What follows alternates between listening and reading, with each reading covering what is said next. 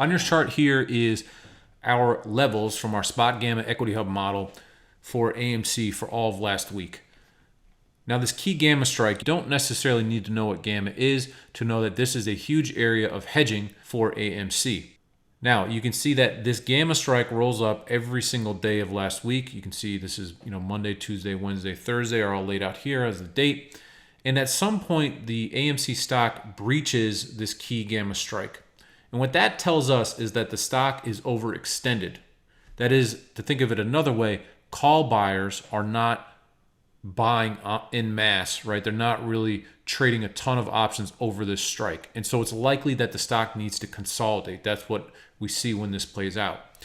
And part of the dynamic of AMC is that on Monday, like today, Monday the 7th, is traders rush in to buy the closest expiration, that is the next Friday's expiration call options.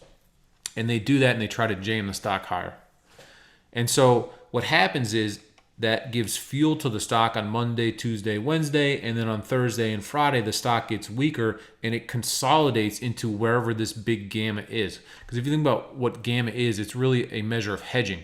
And so this is telling us where market makers may have their largest level of hedging. And so as all of these call options decay on Friday, the stock will trade back into these large gamma areas.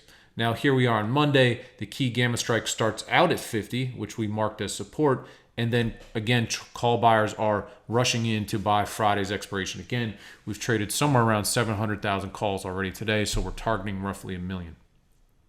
Now we want to flip to the Equity Hub real quick to show a few things that are quite interesting. So if you go to spotgamma.com and you get a free trial, you can come in, you can try this out for over 3,500 different stocks. And when we click on AMC, we want to highlight a few things. First, to start the week, the biggest expiration, which is this top gamma expiration date, is currently 6/18. So that's because all these options expired on Friday that were for Friday's expiration, that is 6/4 expiration. We expect this number, 6/18, will change to this upcoming Friday, which is 6/11. And we also think that the key gamma strike is going to push up to 60 now. We're going to show you why that is. And that's going to indicate that there's a new sort of base or floor in for AMC this week. Lastly, we want to highlight this 40 number. Keep this 40 number in your head as we flip over to our Thinkorswim platform. So on Thinkorswim, we're looking at call volume for today, put volume for today, and then open interest. Now we just talked about that 40. Look here, on the 18th, there is this massive call open interest level of 40. And that expires in 2 weeks from today.